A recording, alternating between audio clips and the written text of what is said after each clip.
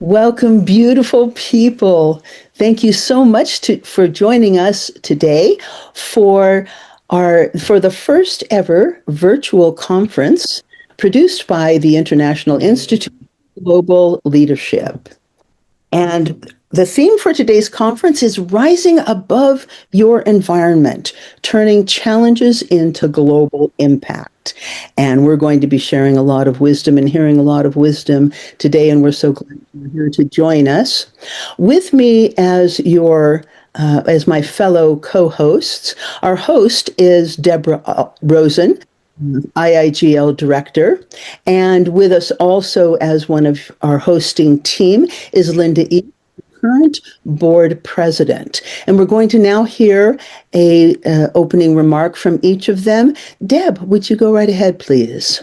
Yes, thanks, Kat. And thanks everyone for being here. It's so nice to see you live and in color.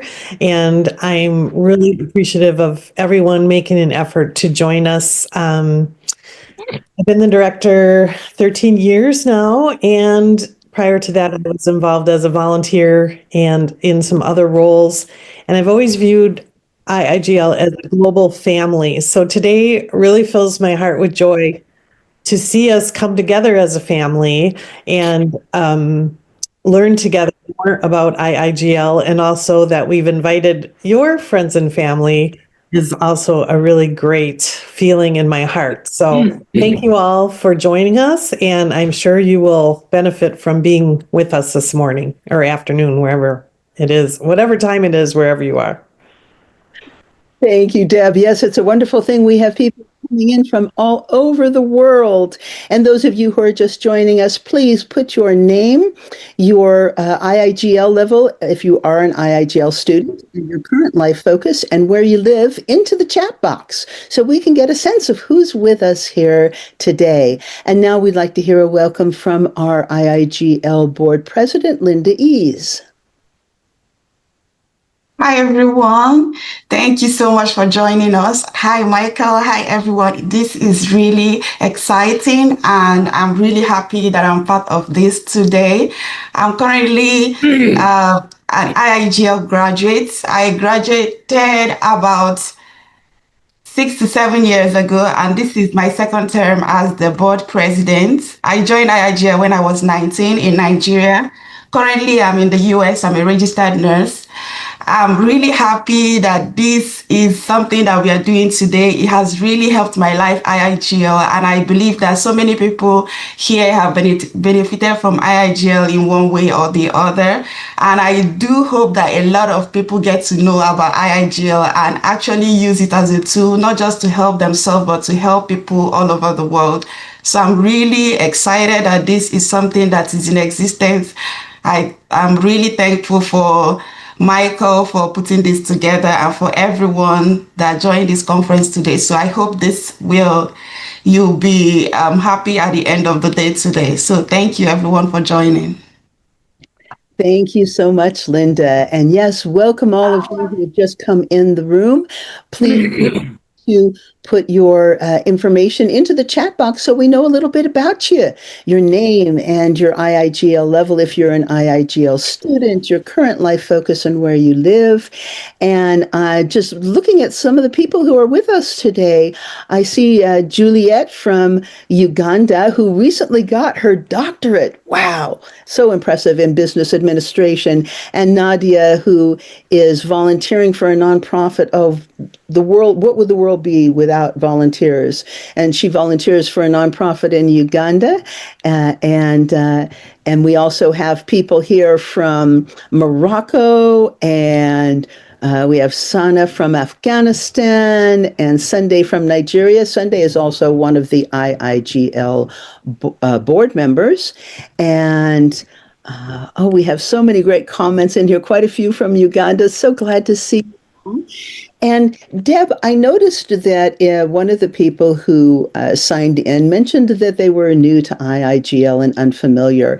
And I know you mentioned also that people have invited friends and family to join us. So I'm guessing there's quite a people here who are not familiar with IIGL and what we do. We have a few moments now before we hear from our first presenter. Could you tell people just a little bit about IIGL and maybe put the link into the chat for folks? Sure, Kat. I'm going to ask Linda if she wouldn't mind just typing in the website into the chat. So IIGL was first formed in 2002 by Michael Lightweaver, who we're going to be hearing from soon. It became a nonprofit in 2007, where we were recognized by the United States as a nonprofit, which was a big deal in our growth and development. And we are in all continents except for Antarctica right now, and we are tuition free. It's a leadership empowerment program that is tuition free. That really makes us unique from a lot of other programs. It's mostly been a word of mouth process. We do have some exposure on social media and some other things, but mostly it's word of mouth through our student body and graduates. And it always has pretty much been that way. We are blessed by some loyal donors that have actually put their donations in perpetuity, which means that even after they've passed, and I'm going to recognize Lynn and Julie in particular for that, that they continue to fund IIGL, and through some strong investments, we are able to reap benefits of dividends every year to keep their donations coming. So we are pretty grassroots. Everything is done on email, and we have a strong volunteer board that a lot of you are here, and I would like to recognize you, and they're all graduates. And I think the best thing to do would be to go to global-leadership.com, which I think Linda's typing in the chat, and take a better look at our vision, and other parts of us are on there, including the curriculum. The fastest student went through our curriculum in a year and a half. Most people, it takes 3 to 5 years to go through the curriculum. So it's all pretty much reading leadership books, but there's also some empowerment exercises, goal setting, and things like that. From time to time, we do offer free classes. They're called master classes for everyone participating, where we have different speakers talk about their experience in leadership. And it really is just a family that connects friends and family, and help, to really try to help each other as much as possible reach goals and objectives and different leadership areas around the globe. So excellent. Thank you so much for that, Deb. And yes, Linda has put the website link into the chat box. And Linda, if you could do that again one more time, please, because we had a bunch of people coming into the room shortly after you did that. And I just want to welcome, we have people coming in from our board of directors. We have our former president, Felix Iziomo here. We have quite a few IIGL graduates. We have a young woman from Afghanistan joining us, as well as a couple of more from Morocco. Oh, this is so exciting. It's like the whole world is represented in this room right now, and it's a beautiful thing to see. And thank you so much, all of you, for taking the time out of your lives to join us. And we're going to go ahead and hear in just a moment from our first presenter, Michael Lightweaver. And Michael Lightweaver is the founder of the International Institute for Global Leadership. And you can see right here, right now, by all of the people so many places around the world, how Michael has truly fulfilled his name. He has woven so much light between so many people in the work that he has done. And he founded IIGL in 2002, and the website address is also there on that slide. And just recently, in 2023, Michael founded the Planetary Transformation Project, which is a nonprofit that supports people who are out there in the world living change making, being change makers, those who have graduated from IIGL. And we've had so many students and graduates here at IIGL that have become really impressive change makers in their communities and in the world. And so Michael is supporting them also through the Planetary Transformation Project to fulfill their work out there in the world. Michael also offers what he calls front porch guidance. And this are our chats where he sits with people and that just need to talk.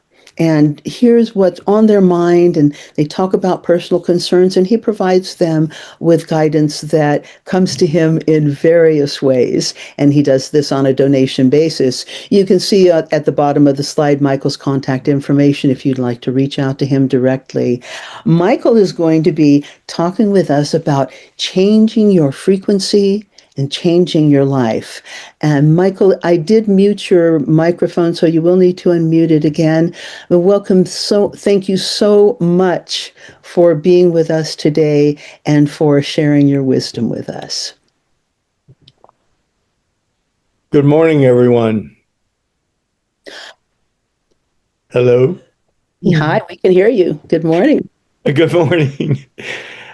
So, where to begin? I'm remembering about in the 1980s when I had my first contact with some friends in Africa, and that was before the internet. And it would take a month for the letter to get there and a month for the letter to get back. So it's incredible the changes I've seen in my lifetime. So that shows you how old I am.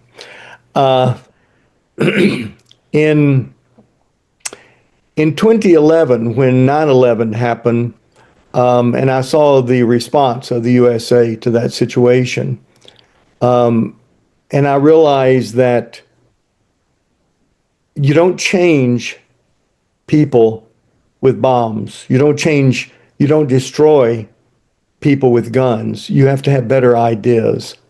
And that planted the seed. It didn't give birth to IIGL, but it planted the seed that you change the world with better ideas.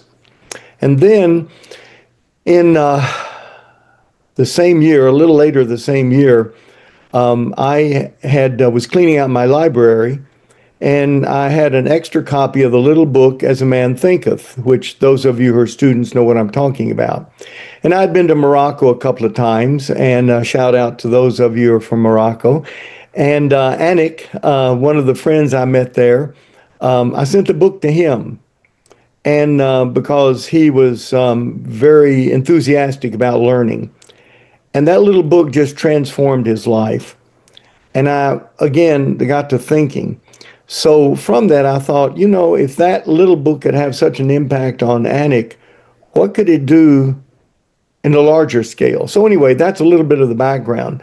That gave birth to the idea of providing books that could be transformative books to some of the friends I'd met around the world in Egypt and Morocco and some different places. It was later that I came up with, and I just grabbed my pants and used my credit card to buy the books. We had no support. It was just a great idea. And those were all hard copy books. So that was a real challenge too. That was before we had the ebooks. Anyway, as I tend to do, grab my pants and just do something which when I'm inspired to do it. And then the support came through. And of course, that was 20 something years ago. And now Deb has been director longer than I was because I let go of it, turned it over to her at the end of 2012. So that's a little bit of the background. When people ask me, well, what is the International Institute for Global Leadership? I tell them it is a program teaching you how to use the power of your mind to make your dreams come true. Now, that's not described anywhere in the materials because it's a little bit esoteric as compared to simply saying it's a leadership training program. But those of you who have particularly graduated know what you've learned from it and how it has gradually taught you how the power of your mind can transform your life and make your dreams come true. And those two fundamental little beginning books, As a Man Thinketh, is all about your mind and the power of your mind. And the Jonathan Livingston Seagull is about daring to be different than your community and all the people around you say you can't do this, you have to do that. Anyway, so those are two little fundamental type books. What I learned over the course of time, well, one of the books, and I always halfway apologize for this book, it's in the level 1 studies, and it's called Psycho-Cybernetics. And it's one of the dullest titles I've ever come across. But what it is, it was written by a plastic surgeon, not a psychologist. And what he found was he would have people come in that wanted to have plastic surgery to change their looks. And they would change their looks, but when they looked in the mirror, they still saw ugly because they didn't change their consciousness. So what I've heard that people have that have anorexia, that's where you just quit eating and you just become like a skeleton, that very often those people look in the mirror and they still see themselves as fat. That shows you the power of the mind and how our belief about ourselves, and that's the fundamental thing, what we believe about ourselves is what really creates our reality. So at that point, I was thinking, okay, it's our consciousness, our beliefs. Gradually, I came to, well, I'll give you a personal experience. I'd always been struggling with finances, and some of you know what that's like, I'm sure. And so many, many years ago, I had some friends do some, I call it juju work on me, and with crystals and all kinds of things. And I came to realize one thing from that experience. The reason I was having financial problems is because I didn't know how to receive. I knew how to give, but I didn't know how to receive. So that experience shifted, and immediately I started having some things come into me unexpectedly. But it didn't change things fundamentally. And it was only later that I came to realize that it wasn't just a matter of what had happened in the past or which psychology focuses on, or changing your attitude or your beliefs. The fundamental thing is changing your frequency, because we all carry a frequency. Give you an example. I don't think he's on the conference, so I can talk about him, but I won't mention names. I had a young man who became an IIGL student and a graduate, and he was struggling so hard with finances. But he kept referring himself, I'm a poor man from a poor country. And that was his belief about himself. Well, the truth is he was, he didn't have money and he was from a poor country. However, the frequency that statement carried was the frequency of poverty. And there were people in his country who came from poor backgrounds, and it was a poor country that succeeded very well. Now, I didn't know those people personally, but obviously they carried a different frequency, a belief about who they were. I remember seeing a poster, I think it was on Facebook, I think it was, and it showed this kitten, so maybe some of you have seen it, a kitten looking in a mirror. And when the kitten looked in the mirror, what he saw was this big roaring lion. A good example of how we see ourselves, but more fundamentally, the frequency that we carry, because we all carry a frequency. And I found that it's much easier to change your beliefs than it is to change your frequency. So that's, this is probably going to be a short presentation because I like questions and answers. But based on that and some guidance that I've been giving with clients lately, and becoming more cognizant or conscious of that whole thing of frequency, and working on my own frequency, because it's an ongoing, everlasting thing. It's not a complete thing. But I've just launched, and it'll probably go live next week. And this is a shout out to Mzuzi from South Africa, who has been my working partner in setting up the website. And we should have that live probably in the next few days. and it's a new spiritual association, and it's called the Holy Order of Perpetual Gratitude. Mm. The I and so you're invited to become a member of this holy order, and the commitment you make is to set your cell phone to with some kind of reminder 4 times a day: 9 o'clock in the morning, noon, 6 p.m., and I think 9 p.m. I can't remember right offhand, but anyway. And when the bell goes off or the signal goes off, you pause for just a moment to remember what you're grateful for. And what that does, it actually gradually alters your frequency. And the frequency of gratitude attracts more. Frequencies are a magnet. If you carry a frequency of how bad things are, you tend to attract more of that. If you carry a frequency of gratitude, you attract more good things. And those of you who have practiced this to any extent know what I'm talking about. It really, really works. So we're just launching this as a new way to modify your frequency. Upgrade your frequency, if you will. So if any of you want to, it's going to be perpetualgratitude.org. So if you check in the next several days, maybe toward the end of the week, well, I would see if we should have that live. Also, in terms of contacts, I post something positive, quote positive, most every day on Facebook. So if any of you are on Facebook, I would invite you to contact me or send me a friend request at Michael Lightweaver, and I'd love to have you as a friend on Facebook. So that's a little bit. I think I have no idea how much time I've taken. I live in a timeless place, so I'll turn it over to Kat if you want to. I also particularly, it's interesting. Those of you I'm going to shout out particularly to our friends who are on here from Morocco. Love Morocco. I hope to go back sometime in the next couple of years. One of my favorite places. And I've been really wanting to make contact with students or potential students outside of sub-Sahara Africa. 90% of our students are from sub-Sahara Africa, and they're absolutely awesome. I think the Africa will be the new world power here in maybe not in my lifetime, but I think it's on its way.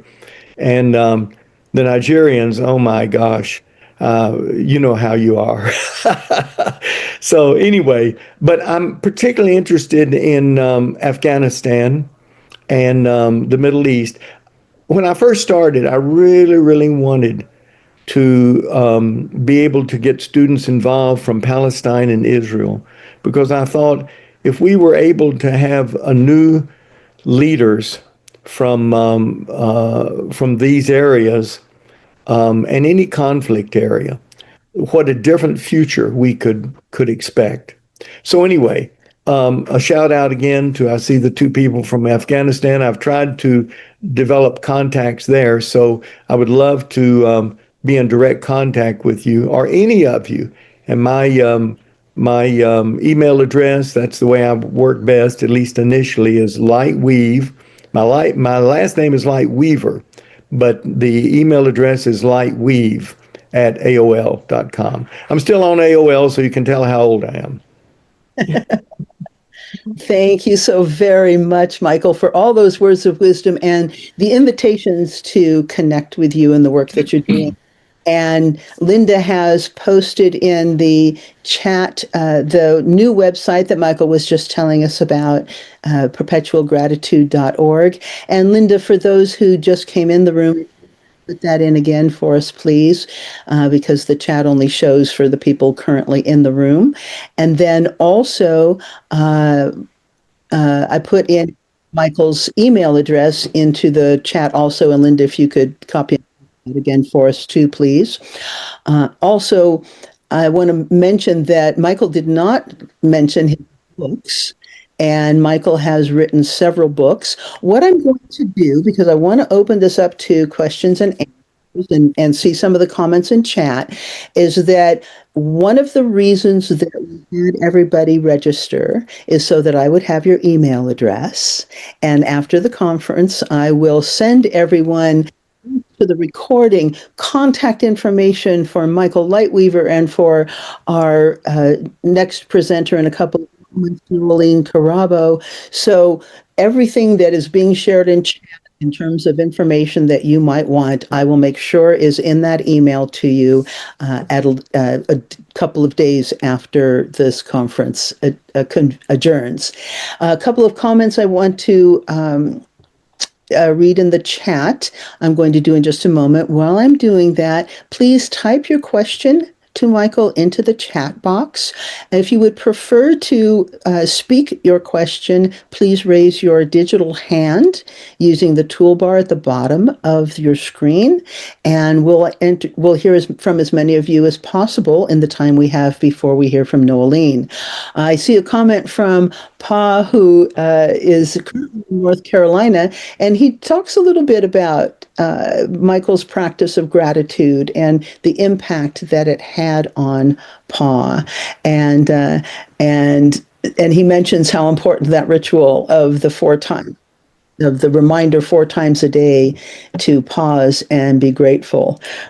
And he mentions, he says, I remember a very profound experience while on vacation in Sweden, and it was noon. I was hanging out with a few friends and we were walking to go find something to eat, but then my phone alarm went off. I paused to observe a moment of gratitude.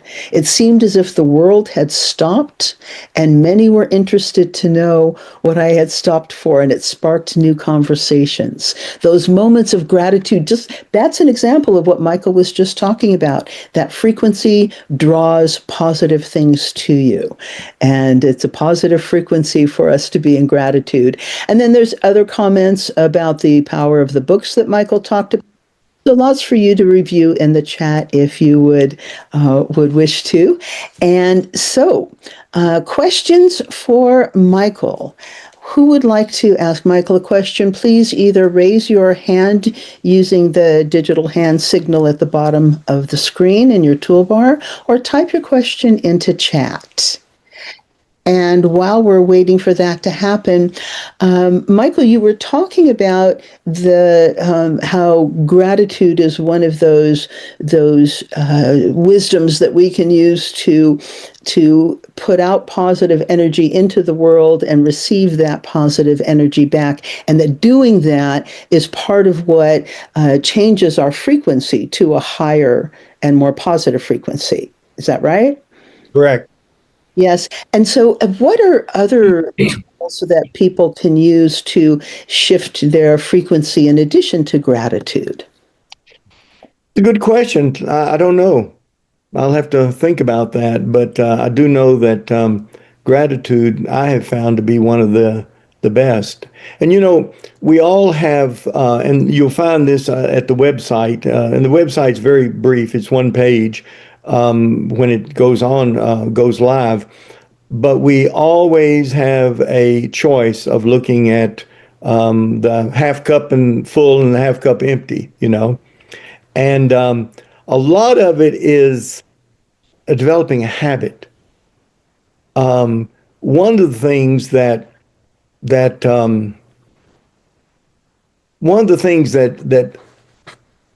has been a challenge for me, and that is the whole concept of victimhood.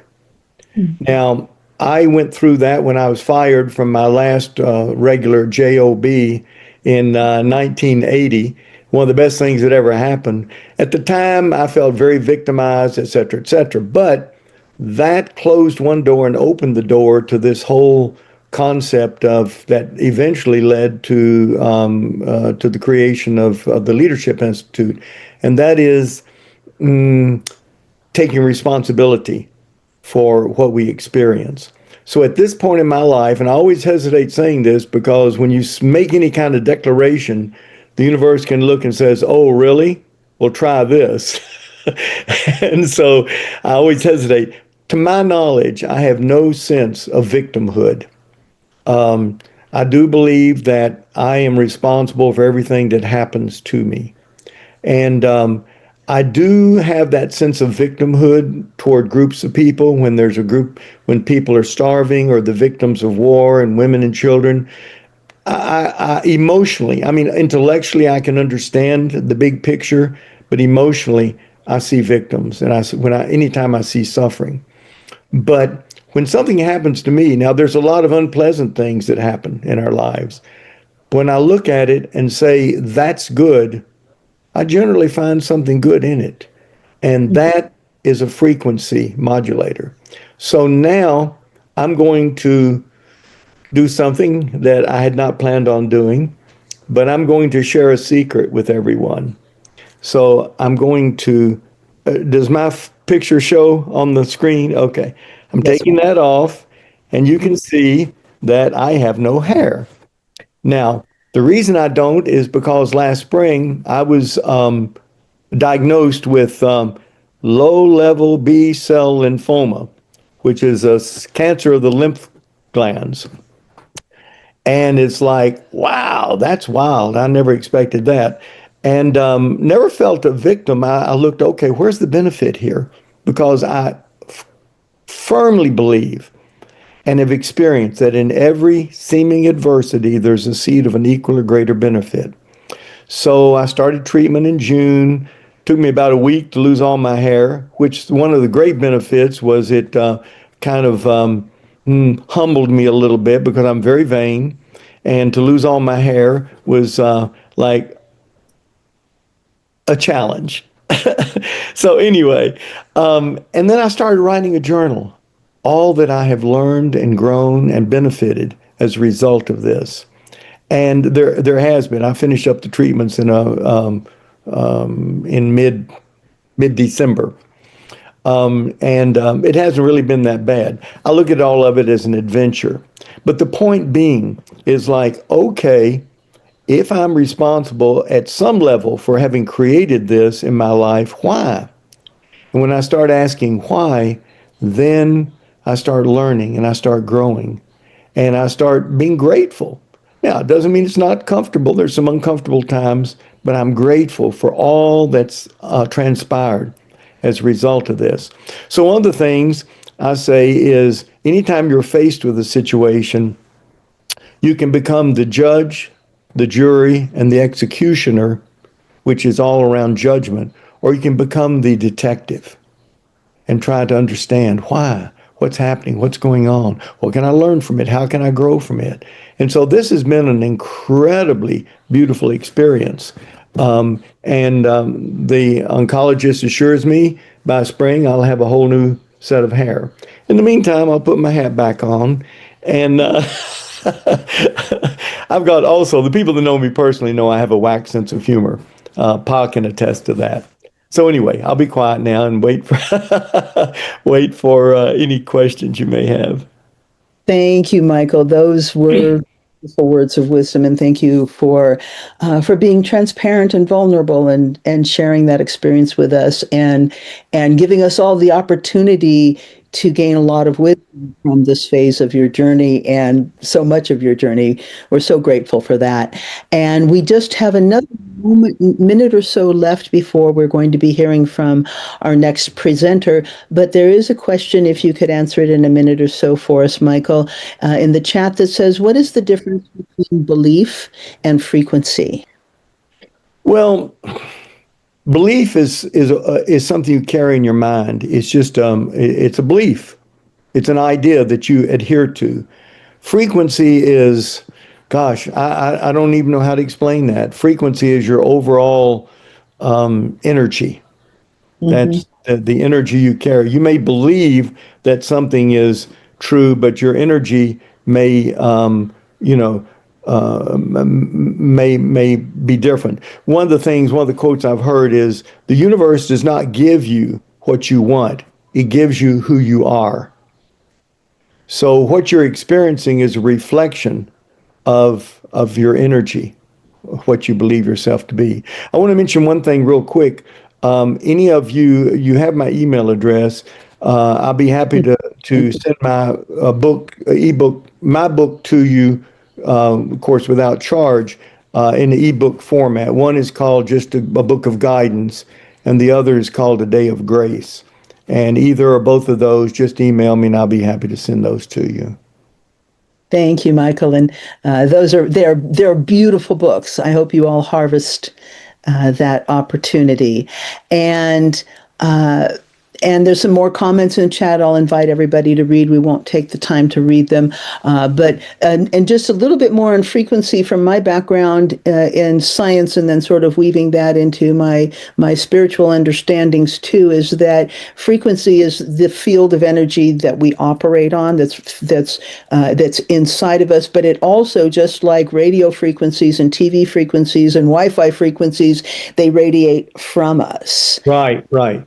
Okay, good. Exactly. I wanted to check and see if you were on, if that's what Oh, you were. absolutely. You're much better explained than I am. And as they radiate from you, they tend to magnetize things that are similar. For example, if you're like a tuning fork with a piano, or if someone's drumming another drum next to it that's no one's with, can start vibrating. So it's a vibration. You carry a vibration, which is another term for frequency. Excellent. Thank you so much, Michael. Thank you for all that you have given us, and for all that you have done in the world. We are blessed by you, and we are grateful.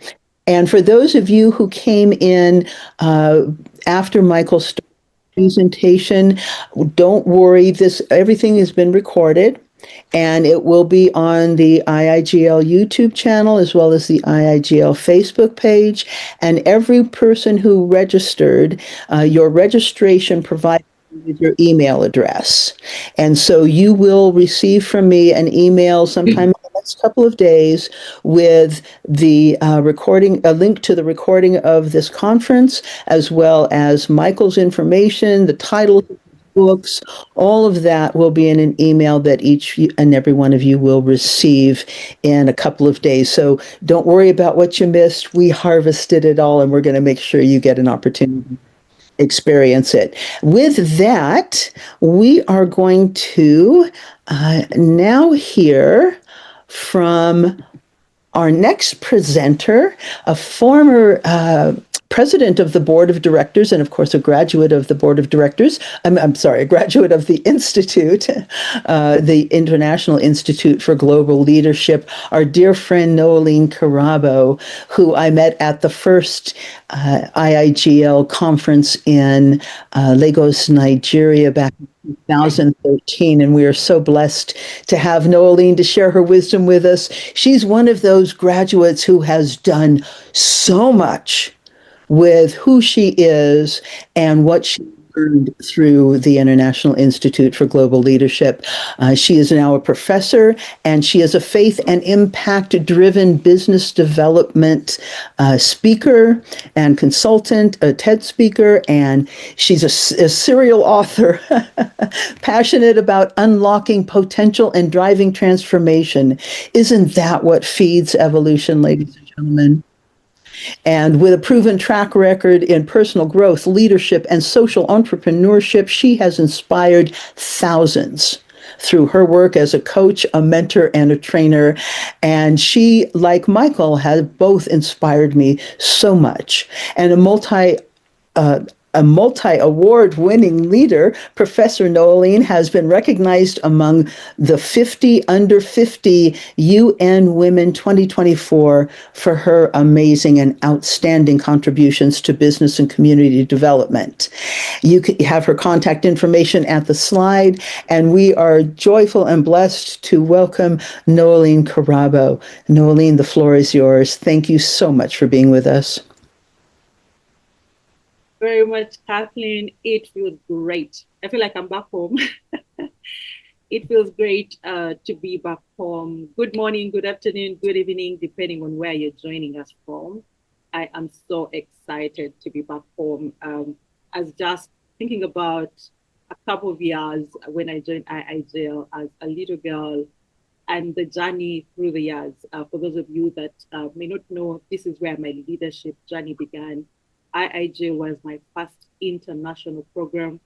IIGL gave me my first international flight to the US. There are so many first moments, and it was an absolute honor to serve as the first African student to serve as the president of IIGL, the International Institute. I have won many accolades and many awards, but as I was reflecting, I realized that for me will always stand out because, as they say, the first cut is always the deepest. So it's a joy and an honor to be back, not just as a speaker, but as a member of the house, as a child coming back home. Thank you, Neoline. I'm going to interrupt you for one moment, please, briefly. Your sound is a little bit low.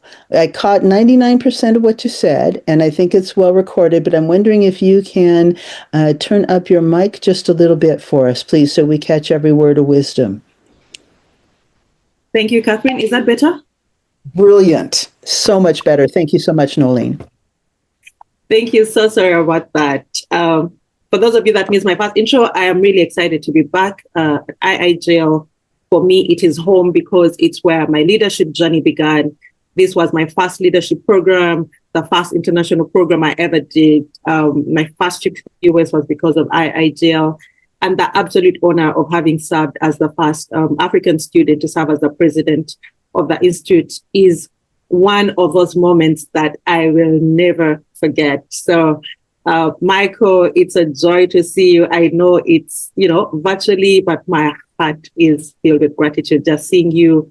You have been a father to me, and I honor you. I honor you for believing in me and calling the greatness that people see today out of me. You saw the greatness before I ever saw it and before the world ever saw it. So I really honor you for giving me the platform to be a part of this community. And it's a joy to be back today. It's an honor for me to speak on a subject that deeply resonates with who I am, talking about rising above your environment and turning challenges into global impact. When I think about challenges, I don't think of them as roadblocks. I see them as raw materials, unrefined, uncomfortable, sometimes painful, but absolutely necessary for transformation.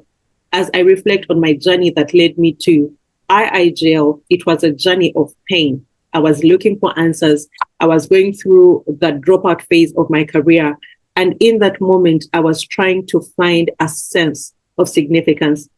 Living in a community that basically judged me based on the papers I did not have, I was trying to affirm myself. Did I still have what it takes to be who I thought I could be? And so the unrefined, that discomfort that I carried into IIGL became the raw material that has turned me into the person that I am today. So I believe that every person who has created meaningful impact has had to confront the tension between limitation and possibility. I didn't start with abundance. I can't say I started out on a clean slate, but I started with conviction, a sense of purpose, a belief that if I could solve one problem in my community, it could ripple outward and make a difference beyond my environment. This sense of purpose was backed through IIGL. Anyone that has gone through the program can attest to the fact that the books we read are not just books. As a writer and author, I know that books are not words. Like Michael was saying, they carry life, they carry spirit, and they carry impartation. And as we think about rising above the environment, we are products of our environments. Our environments shape us. The culture we grew up in, the systems around us, and even the expectations placed on us. For many of us, these environments were not designed to nurture big dreams. Sorry, that was my daughter. For many of us, these environments were not designed to nurture big dreams. We grew up hearing what could not be done, what was impossible, or what was not for people like us. But leadership begins when you decide not to be defined by your environment. It's the moment when you stop reacting and start designing. It's the moment you realize that global change doesn't begin in a conference room. It begins with a decision inside one person who chooses to rise. When I came to IIGL, I had not yet started CHUSA, my first organization. I guess it was in my loins, but I hadn't thought about it. And one of the levels, when we were asked to design a practical project, Sorry. When we're asked to design a practical project is when I began to think about how do I add value to my community? How do I become part of the solution and not the problem? When I started CHUSA, I wasn't trying to build a global organization. I was simply responding to a local challenge. The frustration of seeing fellow young people full of potential, but stuck in cycles of unemployment and hopelessness because for one reason or another, they could not fit into the formal education system. Our beginning was small. Alice is one of the people that I started out with. We started small trainings in informal communities, equipping out-of-school youth to discover their purpose and develop employable skills. Over time, what began as a local initiative has grown into a national model. Today, our work influences how youth develop in different contexts and is being approached across the borders. So years later, the message for me is still the same. I am not a product of my environment. I am not a victim of my circumstances. I create the world that I want to see. And so the question we need to be asking ourselves, have you committed to a problem that you want to solve?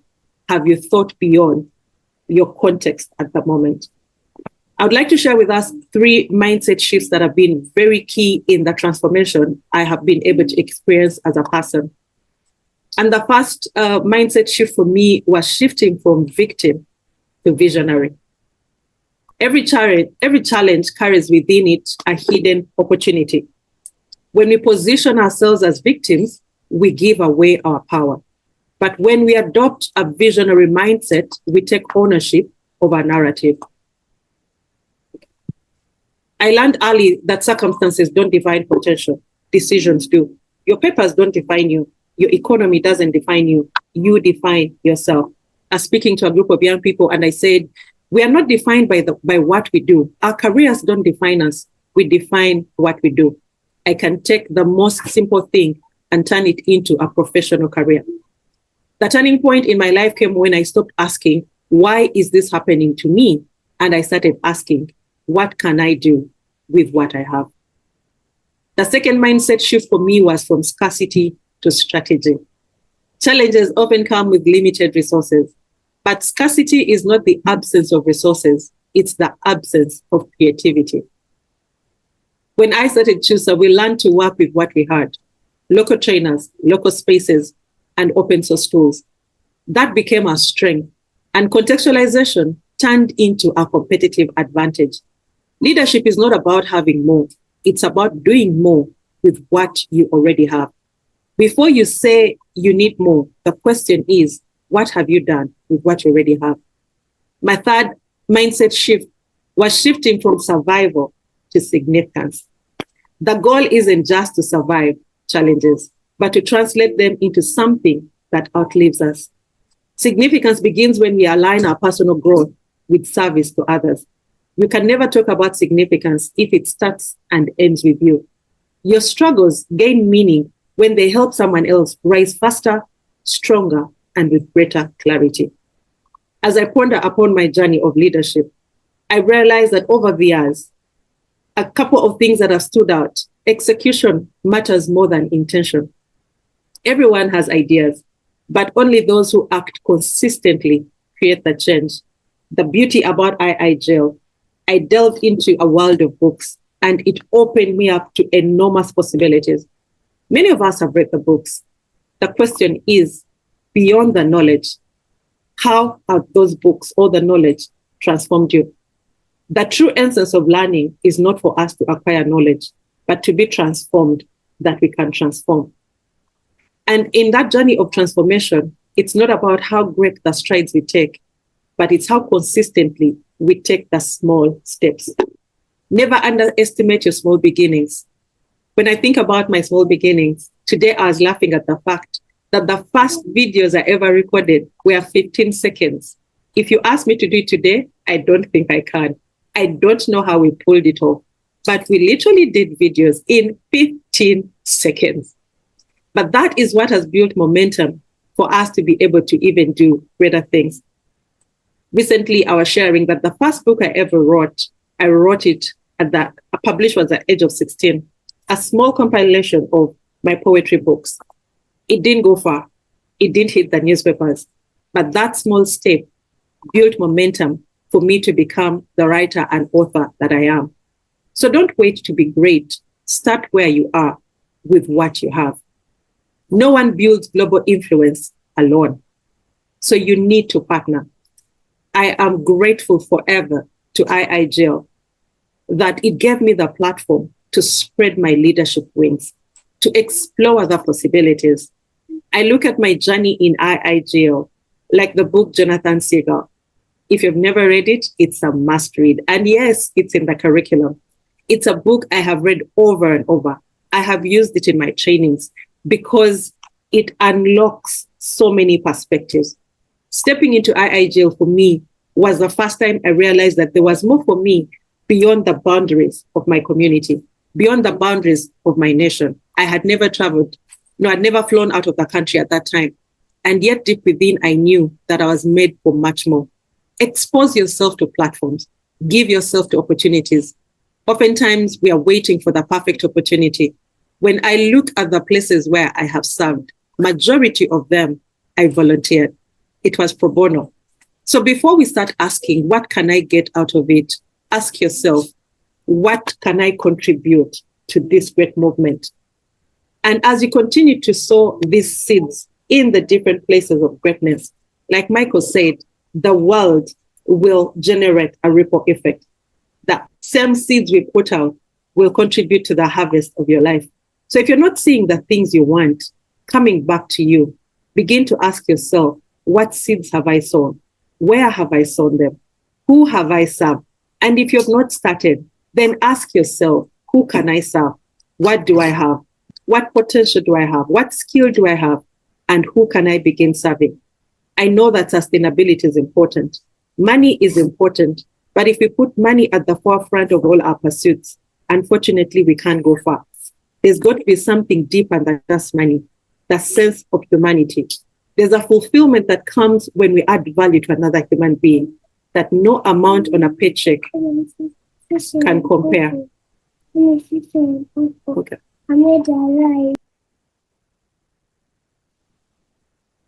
At the heart of every transformative leader is clarity of purpose. Purpose gives direction when the road is unclear, motivation when the journey gets harder, and resilience when the results take longer than expected. My personal purpose is to inspire and equip purpose-driven individuals to discover their potential, live with dignity, and create lasting impact. This purpose has been my compass. Whether leading teams, writing books, or developing programs, when the going gets tough, I go back to my why. When purpose leads, impact will follow. And so I want to leave you with a simple challenge. Identify one area in your life or leadership where you have allowed your environment to limit you. It could be a mindset, a fear, a resource gap, or even a comfort zone. Reframe it. Ask yourself, what opportunity is hidden here? What problem can I solve from this position? Start small, stay consistent, keep learning. You don't need perfect conditions to make global impact. You need clarity, courage, and commitment. The world doesn't change when circumstances improve. It changes when leaders rise. As I close, I remind you that every global movement began with one person who dared to rise above their environment, someone who refused to be defined by where they started. You and I have that same power. The question is not whether you can make a difference. The question is, will you rise above your environment and turn your challenges into impact? Thank you. Wow. Wow. Thank you so much for that amazing, inspiring sharing, Noeline. That was so inspirational. I took all these notes. There were so many things that you said that I thought, oh, that should be a bumper sticker. That should be a billboard. There's so many words of wisdom that can be harvested from what you shared. And I noticed too, Noeline, how much in alignment your thoughts were with what Michael was sharing earlier, and how you both talked about transcending the victim consciousness. And I loved those words you said, from victim to visionary. And so much alignment in the wisdom that you and Michael have shared with us. Thank you so much. And I'm seeing lots of expressions of gratitude going across the screen here. And thank you, everyone, for that. And I'm wondering what questions those of you who have been listening to Neoline would like to ask of her. And you can do that either by typing your question into the chat box or raising your digital hand so that we know you'd like to ask a question. We would be happy to answer those. And while we're waiting to see if any come into chat, I'm also noticing some comments about how inspirational your presentation was, Neoline, and how much your amazing experience shared with everyone has meant to people. And I also, while we're waiting to see if we have some questions coming through, I wanted to just harvest and reiterate a couple of comments that you made that really stood out for me and were those kinds of things that I want to make a little sign and put it on my desk. Taking ownership of your narrative. Oh, yeah. Knowing that it's our journey and it's our story to write, and that our environment doesn't create our reality. We create our reality. And then you said, you talked about all that's necessary: clarity, courage, and commitment, the 3 big C's. And thank you so much for that, Neoline. And I'm not seeing any questions or comments at the moment. And I know that was a lot for everyone to digest. And thank you so much for letting everyone know, Neoline, how much impact IIGL had on you, because what that does is it tells each and every person listening to you that what happened for you can happen for them.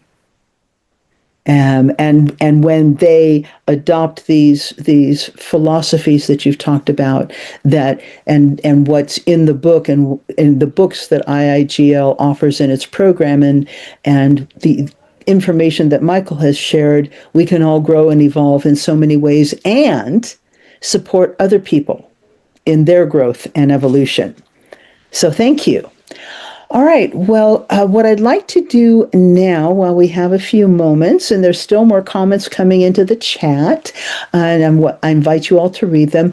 What I'd like to do right now is I'd like to invite those of you who are not on screen, if you would like to be a part of a group photograph, I invite you to turn your cameras on, please.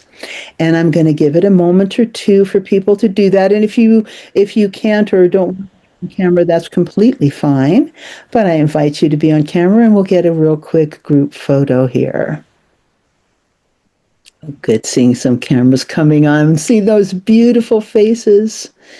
Thank you, everyone. All right. We're going to take a shot now in can somebody admit that person, please, so I can not have that in my. Thank you. We're going to take this picture in 3, 2, 1. Smile. Excellent, beautiful photograph. I will share that with everyone in the email as well. All right. Now, what we're going to do together, ladies and gentlemen, is we are going to co-create a word cloud. I hope you all know what I refer to when I refer to a word cloud, and if not, you will find out in just a moment. What we're going to do together is we are going to answer this question: what can you do to make a positive global impact? So using your own wisdom in combination with the wisdom you've just heard from other presenters, answer this question. And you can do that by scanning in the QR code, which will take you to a website where you can type in your answer, and it will form a word cloud that we will watch form in just a moment. You're also welcome to use the link in the chat box. Oops, I have to get that for you. Sorry, I thought I had it ready. And you can use the link that is now in the chat box to go to that same website and participate in the co-creation of that word cloud. And stand, I will get that word cloud up as well in just a moment while you all are doing that. Bear with me one moment.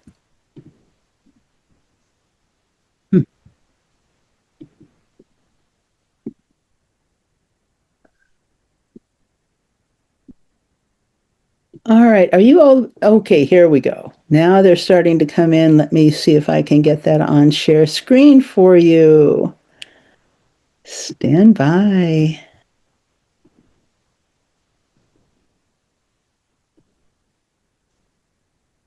All right, hopefully you're seeing it on your screen now. Somebody give me a head nod, some body language. Are you seeing on your screen now? Yes, great, thank you. So keep typing in your answers, everyone. And they are going to, as you see now, forming a beautiful word cloud. Do one small act of love, and you can make a positive global impact. Service above self, teaching, mentoring, frequency, writing a book, sharing so much knowledge, being grateful, gratitude, smile. Yes. Volunteer for impact. Love. Oh, don't we need more of that? Yes. Helping others. Starting with ourselves, starting where you are. Yes. Beautiful wisdoms here. Thank you, everyone. I don't know if I said it before, but write a book. And Noeline and Michael have both modeled that for us in the beautiful books that they have written.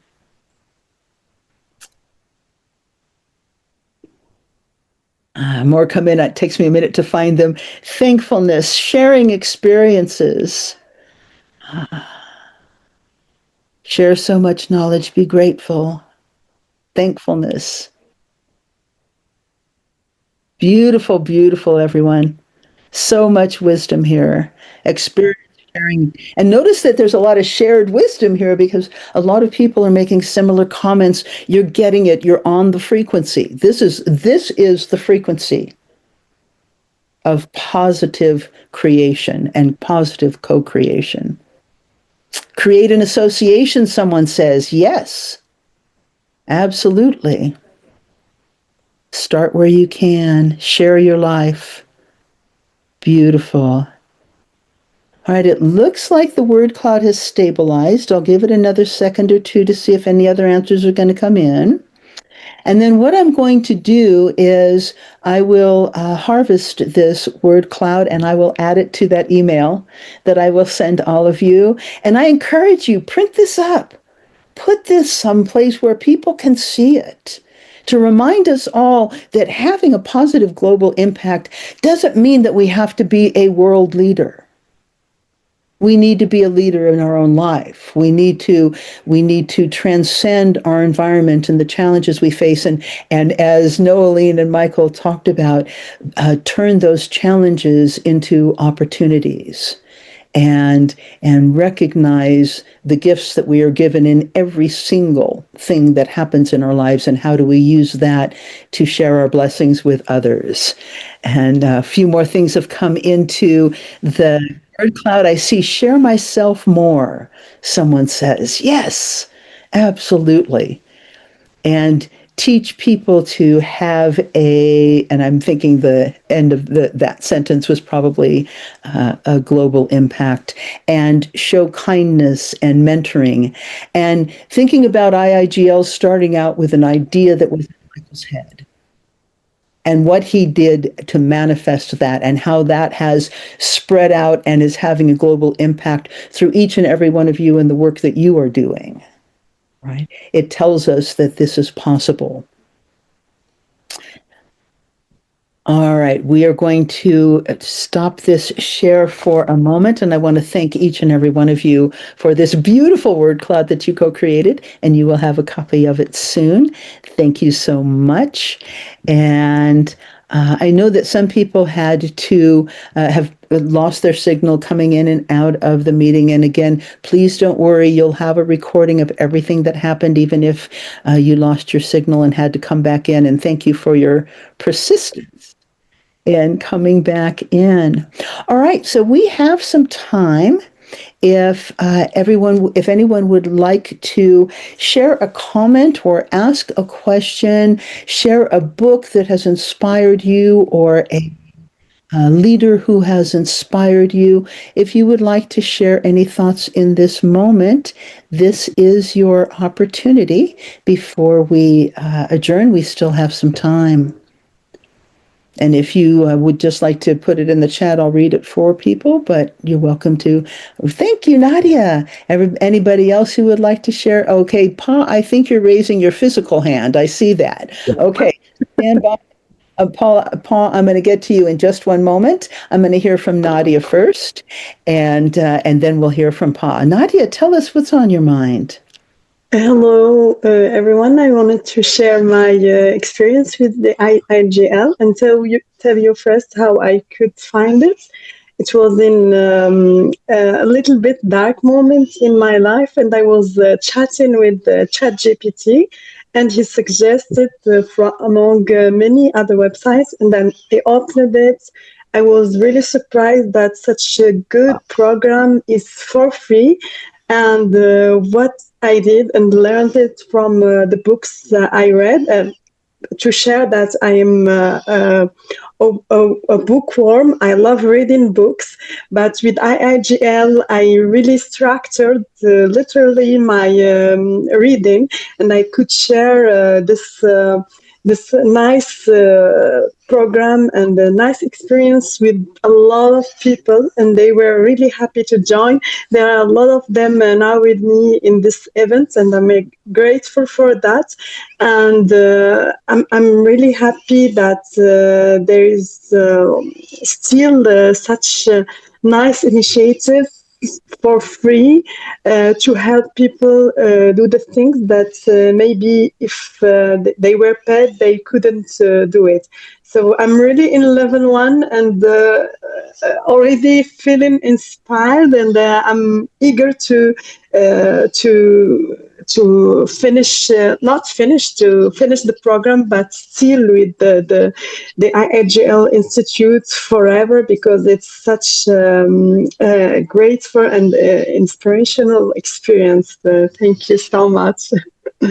Thank you, Nadia. That's so beautiful to hear. And we can't wait to see how your life evolves as you continue through the program, and hopefully maybe see you on the board of directors at IIGL one day. One of Michael's goals in the very beginning when he created IIGL was that it would be a student and graduate run organization.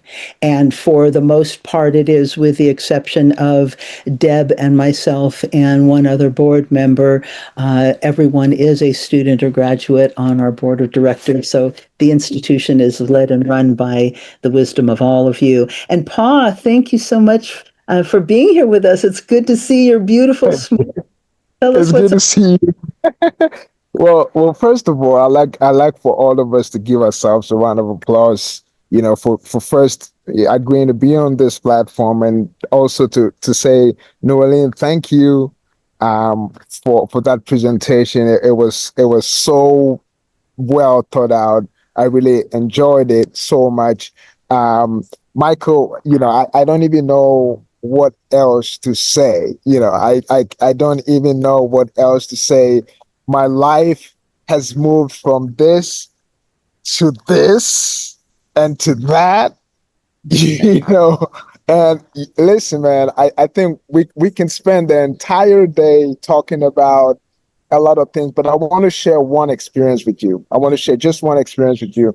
For those, I don't think a lot of people know me on this platform, my past life. But those that know me from then, I'm just going to share a little bit. I joined IIGL, I think, right after my undergrad in 2002. A friend in Virginia introduced this organization to me. We were in a coffee shop in Ghana, and he was like, "Hey, have you heard about I found something which has changed my life. I said, what is it? And he shared the website. And when he shared the website, I'm like, what? How long has this been? It's like, well, I just found it not too long ago. But the point is, I asked him, why are we not teaching? Why is this? Are these things not taught in schools? In universities or something? Why are we not having this information? So I went berserk, and I just went into getting all the information that I could get. But for me, the most important thing for me in these studies was not to finish quickly. So it took me quite some time because I wanted to use the things that I learned to transform my life in significant ways. Because I wanted people to see the evidence. Like, I'm not just reading stuff. This is what has become of me ever since I became part of this platform. And I'll show one instance. And for those that are looking at, well, I don't have much, I don't have anything, I can't do amazing stuff. I think Neoline actually talked about a whole bunch of stuff. But I want to share this experience with you. There was once upon a time, there was an opportunity for me to go to Japan to attend a leadership academy. Of course, I mean, everything requires money, right? Um, I didn't have the money at the time. I didn't have the money, but I'd read, "As a man thinketh, so is he." So I set the intention into the atmosphere. I'm like, hey, I'm going to do everything necessary to go for this leadership academy. So what I did, tell all my family and friends, I'm like, hey, for so and so date, I'm not going to be in the country. Right? It was ridiculous. I'm like, what if you're not able to go, pal? What if you don't? You're not able to put together the resources to make it happen. But I told everyone, hey, if you're looking for me so and so date, I'm not going to be in the country. I'm going to Japan. I'm going for this 2-week leadership academy, blah, blah, blah. I did not even have the money for my visa fee. You hear me? This is how challenged I was. But this is what happened. Right after I'd set my intention and all of that, I had a phone call from somebody that I know and said, hey, I see that your name came up for this leadership academy. Um, and something inspires me to support you. I said, okay, what kind of support? I said, have you applied for the visa yet? I said, I'm in the process of doing that. I said, well, how much is that going to take? Anyway, long and short of the story is that someone paid for my visa fee. Someone paid for my air ticket, of course. Once I got to Japan, they were going to reimburse me this money so I have some physical cash on myself. Everything happened because, like Michael said, I changed my frequency and I didn't have a limiting belief. I believed and I trusted that everything was going to work for my greater and highest good. The stories, I think I have 1,000 stories to share, but this what Michael has created has really transformed not just my life, but the life of many people that have had the opportunity to experience me because of just that one deed. So I just want to say, for anyone on this platform, this is like a gold mine if you know how to harness the power of it. you know. And like Nolan said, we would be part of this organization for life. And thank you all for uh, finding this platform. It's the best thing that ever happened to me. And I'm sure it's one of the greatest experiences that has happened to you as well. So yeah, that's pretty much what I have to say.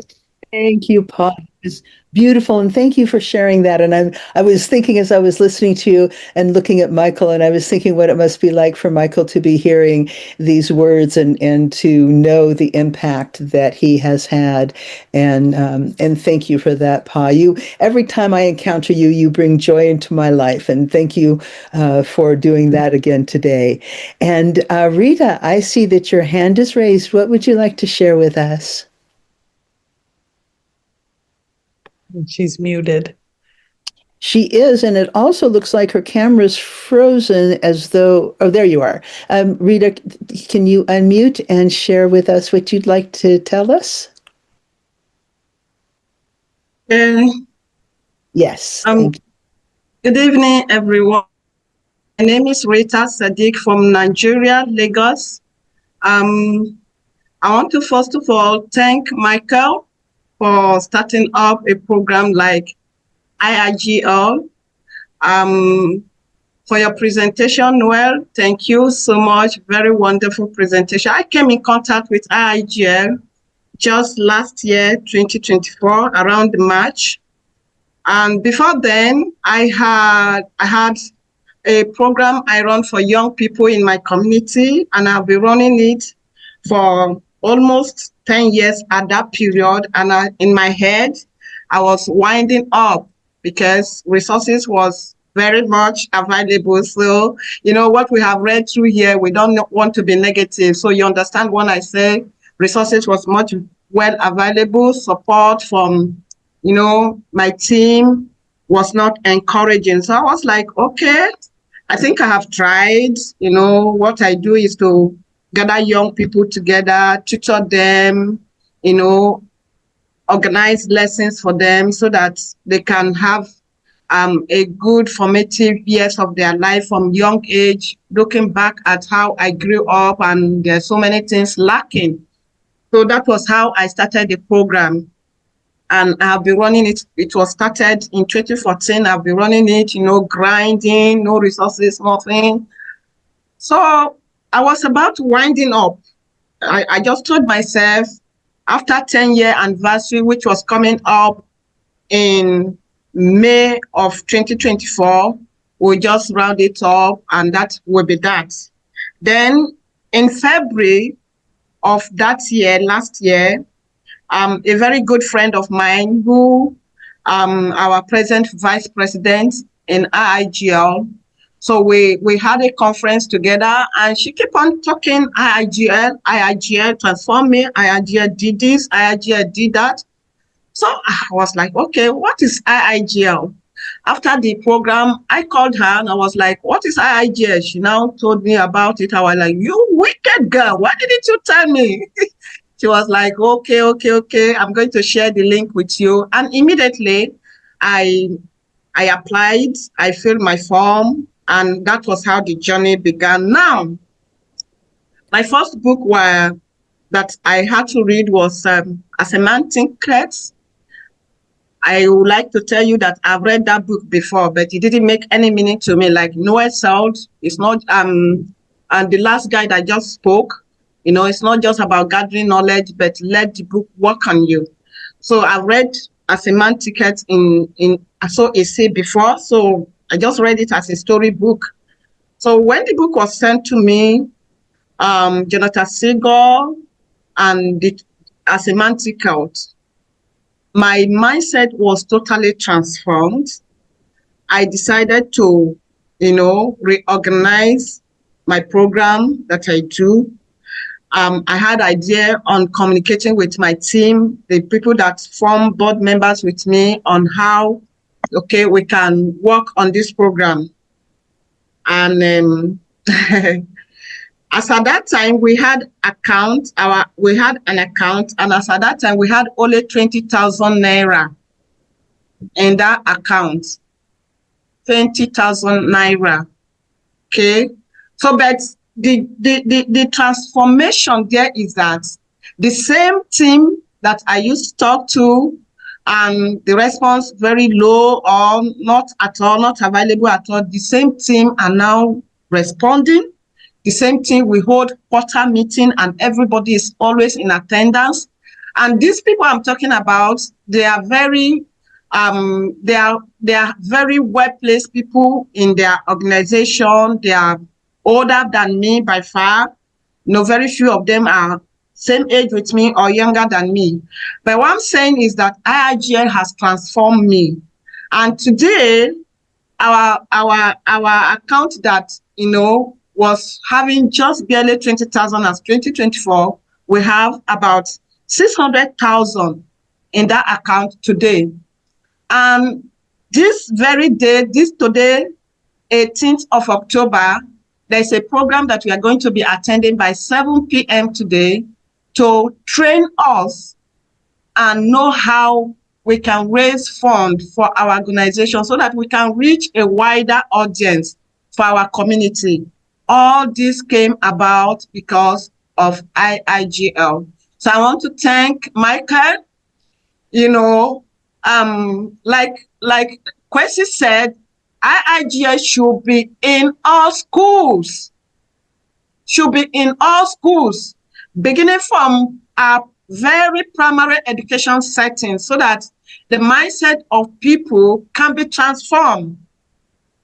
Okay, so our higher institution, and we especially in Africa, we need this. We need IIGL. How it's going to be, Noel is already there, you know, making a touch, a global impact. So I believe with her and other people in this team, Africa can be transformed. Africa can change, where we're going to have leaders that are not self-centered, that are not just about themselves, but will be interested about the people that they are nominated or elected to serve. I want to thank you all the team in IIGL. I'm grateful I am part of this team, and I know we're going to go high. Thank you so much. Thank you, Rita. So beautiful, so inspiring. And big smiles on all the faces with people where people have their cameras on. So nice to see. All right, so we have about 10 minutes left in our time together. And so in those 10 minutes, we're going to first hear from our former president, Felix Iziomo, and then we're going to hear from our speaker and another former president, Neoline, and then we'll hear some brief closing remarks and we will wrap up. So Felix, welcome. So good to see you, or at least see your name. Glad you could join us. Thank you, Kat. Good day, everyone. I'm glad to see Michael, Deb, and other. It's been a while. Thank you so much. I have this young IIGL, young IIGL members here distracting me since. That's why I've not been able to say anything. They are just here scattering my IIGL books. So which I'm always telling them they are going to finish that book before they turn 13 years. So hopefully by 13 it will be in join IIGL. Well, everybody who knows me know I am IIGL. I don't want to say I'm part of IIGL. I am IIGL myself because IIGL has really helped. I just want to share something that happened yesterday to me, which I never believed, but I believe, but I just felt it was when you give, like what I taught from IIGL, when you give, you get in returns. Yesterday, day before, 2 days ago, I think day before yesterday, I got a call from one of the bank that I use.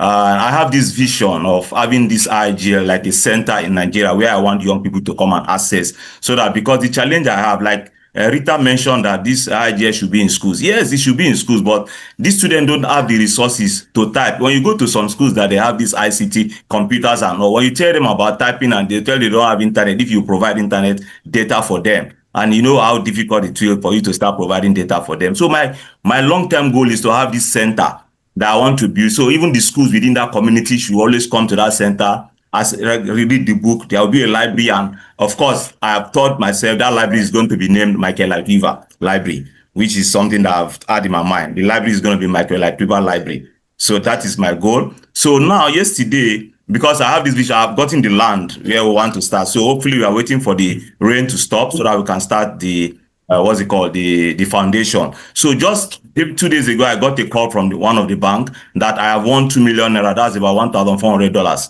So it was like a dream. I said, I never played anything. How could I win? So just yesterday, I went to the headquarters of the bank and I got my money, $1,400.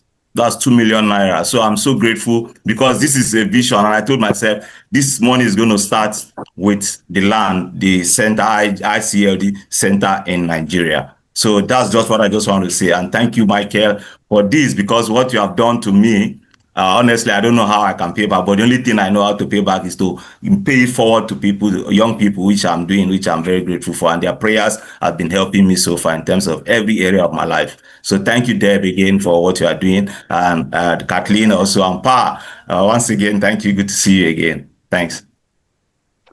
Thank you, Felix. And Felix is most definitely one of our great IIGL success stories.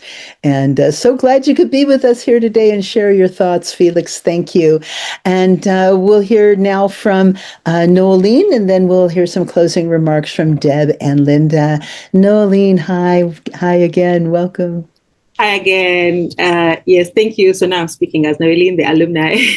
I just wanted to verbalize. I know I am ambushing Juliet, but I wanted to verbalize the intention, especially for Dave, that next year we will pick up on reorganizing and recoordinating the Ugandan community, the IIGL community in Uganda. I know over the years we kind of got busy, different things happened, but yeah, we're making an open commitment. Alice and I will spearhead. So those of you in Uganda that want to be part of the IIGL community can reach out to Alice and I. And next year, we will be able to support you to register, to complete, but also to rebuild the community, meet and co-create and re-energize each other. So I just wanted to put that out there. Thank you.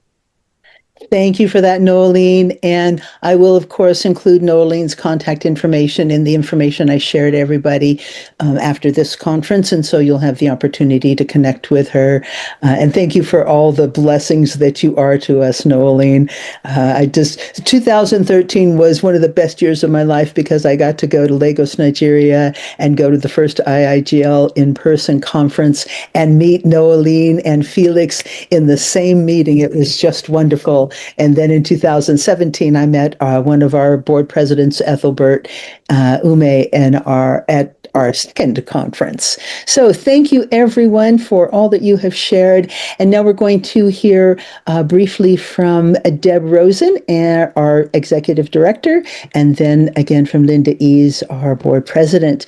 Deb, go ahead. Thanks, Kat. Well, first and foremost, Kathleen is just such a gift to IIGL. So thank you so much, Kat, for everything you do.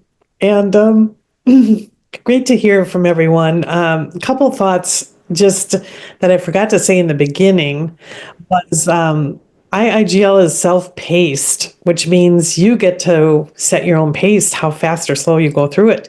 And we have two graduates on today, Paz, one of them, that chose to take a break, like a 10-year break before they actually graduated.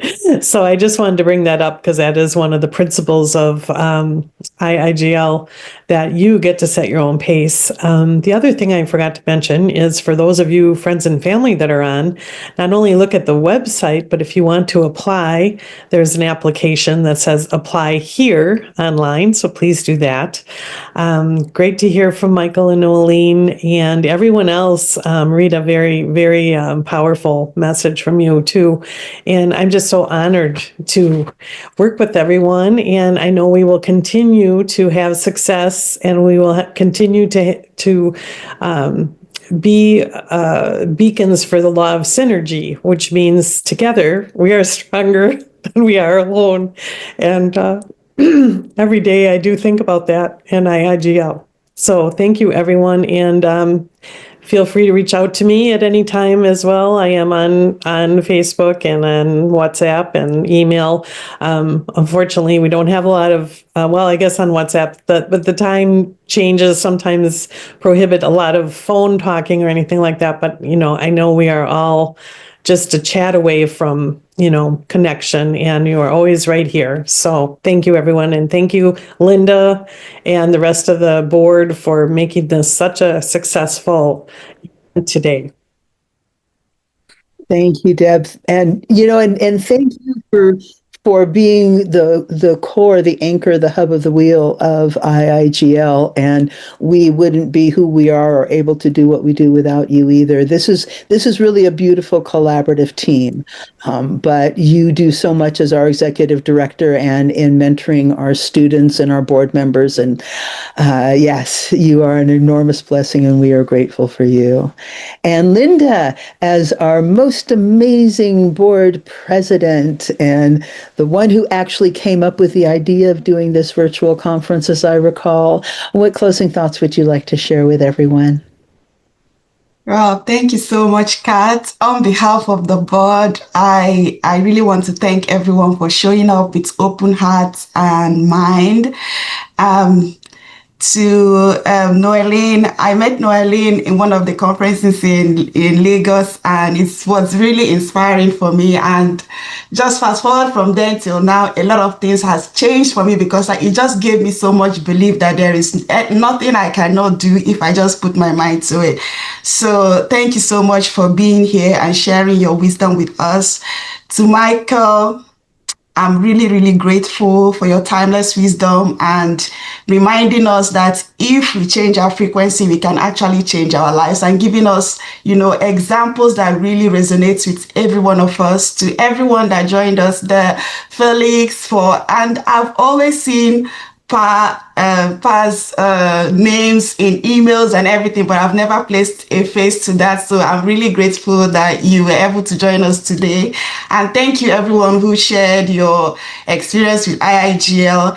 And it's been really, really great to be part of this family. I've been part of IIGL, I would say, since I was a teenager. I was 19 and now I'm 35. So it's been a huge part of my life, and I'm really, really grateful. Thank you so much, Deb, for your time always. And I'm really grateful.